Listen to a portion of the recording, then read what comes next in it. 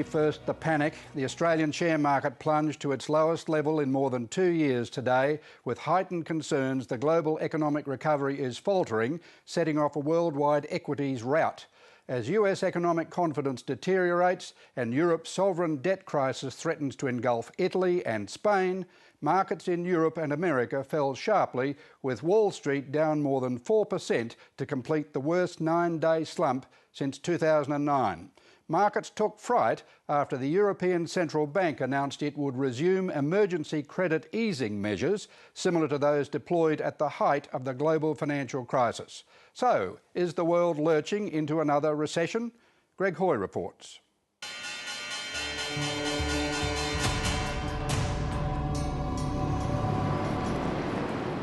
Worrying US economic data amidst government spending cuts and simmering sovereign debt concerns overshadowing Italy and Spain fueled fears the global economy may be sliding back into a quagmire. And I think investors in general are just very worried that we're headed for a recession and they want to get out while the getting's good. The no-confidence contagion soon swept through Asian markets before hitting the Australian dollar and share market, which slumped 4% on early trade as anxious investors felt it prudent to panic and sell. Economists thought this was an overreaction. In terms of a global recession, I think the chances are very, very small, probably less than 5%. You might have a recession in Europe or maybe in the US, but even there I think the chances are more like 10 to 15%. There's actually been a whole range of better economic data across the world in the last 6 weeks than the outright negative reaction we're seeing in markets would suggest. We've seen good data in China. We've seen a really strong uplift in Japanese industrial production that suggests some of the supply chain issues that have actually caused this weaker data or contributed to this weaker data in the US and Europe over the last few months, that is coming to an end. But sadly, the rollercoaster ride for millions of Australian superannuation investors continues, just as many were regaining much of the ground lost since the onset of the global financial crisis in late 2007.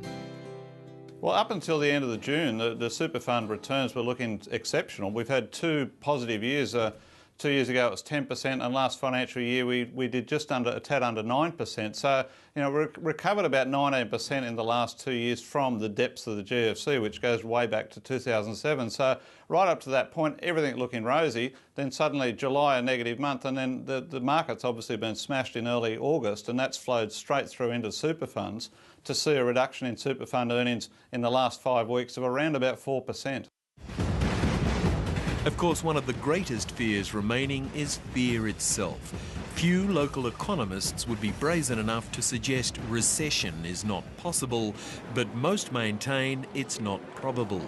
And though reducing its growth projections, in a statement released today, the Reserve Bank seems to agree. They're not worried about the globe. The risks are higher, but their core forecast is basically somewhere around about 4% growth. For Australia, they basically think the economy is going to come back very strongly, something like 3.25% over the rest of the year.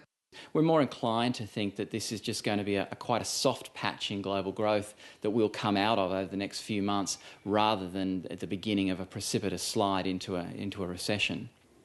But the bad news just seems to keep on coming, and there's still considerable trepidation about the latest US employment data due out this evening, with opinion divided as to whether this is likely to further spook or soothe global investors. If economists will be watching that closely, so will Australian superannuation analysts, who are hoping some more encouraging data might mean superannuation investment returns resume their path to full recovery. And basically, we're about 6 to 7% short of where we were in November 2007. And, you know, don't forget, we had a 1 year in the super fund returns of minus 12.7. So that was a significant drop. And the prior year was also negative. So the 2 positive years since then, we almost got back to parity, but have dropped down since, particularly due to July and August of this year. In the end, however, relative to the US and Euro doldrums, Australia remains very much the lucky country. And of the analysts we spoke to at least, all are cautiously confident that luck will hold.